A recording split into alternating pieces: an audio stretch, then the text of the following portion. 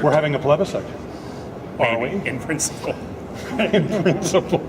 It's been an overused word today, hasn't it? So we're having a plebiscite in principle, yes. So Process. Council agreed today with quite a large majority, I think it was 14-1 if memory serves, that we will go ahead with asking people what they think once there is a deal to take to the people. I think that's important, that there's still a lot of work to be done to see if there's a deal there, to figure out what that vision looks like and take that to the people. And if there's no deal there, if it looks like we cannot make this work financially, or there are other good reasons to not do it, Council still has the chance to say, we're pulling out. But if Council wishes to move forward this spring, summer, then we'll be looking at a plebiscite, I hope, this autumn.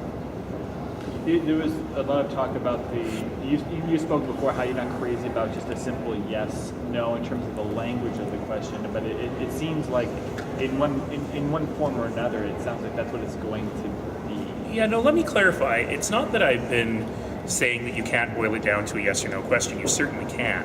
But that yes or no question has to be informed. So if we had asked back last October, do you want to host the Olympics? Or if we'd asked it during Pyeongchang, without people having any idea of how much it's going to cost, what benefits might accrue from it, what facilities will be renewed, what new things will be built, it doesn't make any sense. So ultimately, yeah, it has to be a yes-no question. But it has to be a yes-no question informed by what that Olympics looks like, and we're just not there yet. Now, given the time frame, and you recall the problems you had in getting the federal and provincial governments to agree to put up $10 million towards the bidco, what's the latest at which you could set the ball in motion for an actual vote then? Is it September? Well, I'm hoping that today's in principle vote will allow administration to start doing some of the backroom work towards getting organized for a plebiscite, such that if Council decides in June, let's say, to move forward, that gives us July, August, September, October, 4 months. That might be enough time, perhaps a little bit later than that. I wouldn't want to go too much into 2019 because I just think that's not fair to the other cities bidding and to the IOC when you pull out so late in the process. And it also means we spend a lot more money on the bid book prior to having that answer. If that is what we end up having to do, it is what we end up having to do. But I would prefer to have that vote of the electors when we've got lots of information, but we haven't spent a ton of money. The city manager. You're all asking the same question. Leisha. Well, yeah, how do you respond to what the city manager had to say? He sounded pretty frustrated. You know, he has had a very, very long fuse on this item. And I laughed with him and said, you know, the thing that caused your fuse to finally blow was whether 14-year-olds should vote? And he said, well, no, it was about the whole thing. And his point is a good one, that, you know, the challenge with this is, and I take responsibility for this, and I've said this before, I crafted with my council colleagues a very, very open process. You know, in other places, you don't have every single decision in every meeting of council. You come to council with clearly defined times when deals are made. And we decided that we wanted to do this much more in public. So I actually take a ton of offense at councillors who say there's been no public engagement. There has been so much public engagement on this. People have been talking about it for 2 years because we've been doing it all in public. And so as a result, you know, we've gotten into a world, especially in the last couple of months, which is I characterize as just a lot of ankle biting on every single little thing. And I was really happy last week that council had such a respectful conversation about it and said, you know, let's look at the big picture here. And in a vote of 9-6, they said the big picture is compelling enough to move forward. And I think that's really important because I think that what Jeff Fielding was saying, and I agree with, is give the people working on this some oxygen to work on it. Let them try and build this vision. Let them try and build this financial deal. Because right now they're spending all their time responding to sniping from the sidelines.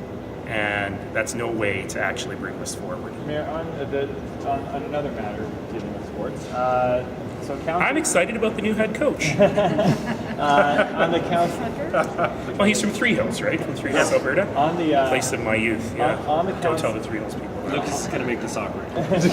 So anyway, anyone else? Sorry, Lucas, I answered it already. Of course. On the councillors who are now discussing looking at setting up a new exploratory committee that would engage in new negotiations with the city. Apparently there's going to be a notice coming forward. And they're already, you know, some have already spoken about what your role should be on that particular committee if they in fact strike one. So I guess my question is, what are your thoughts on an actual exploratory council committee, I guess, be engaging in negotiations, and do you think we should have a role? I mean, look, it's fine if that is what councillors want to do, to inject some new blood in the conversation. The thing I worry about is that to date, there haven't been any politicians at the negotiating table. The negotiating table has been professional negotiators, and all of council ultimately are the ones who make the decision and set the mandate. So if this goal is to have only 3 members of council set the mandate, I don't think council will go for that. If it is that it all has to come back to council anyway, I'm not sure what the point of this committee is. So I think that they've got to try and figure that out. I'm totally happy with having fresh blood at the table. And I know that many councillors have been getting lots of phone calls from lots of people and feel that they got to do something. But I will remind you as well that the city's still at the table. We've been at the table this entire time. And the other party needs to indicate they're willing to come to the table. And if they are willing to come to the table, if they're dealing with new faces, sure, that's a good thing. I'd be very happy to continue those conversations. But Calgarians very clearly have highlighted what they're willing to pay. And it's been very clear that the deal that the city put on the table last fall was seen by most Calgarians as being actually overly generous. I think it was a very fair deal. But certainly we did a lot of engagement, we did a lot of polling, we talked to a lot of people during the election. I probably heard 5 people in total say that's not enough.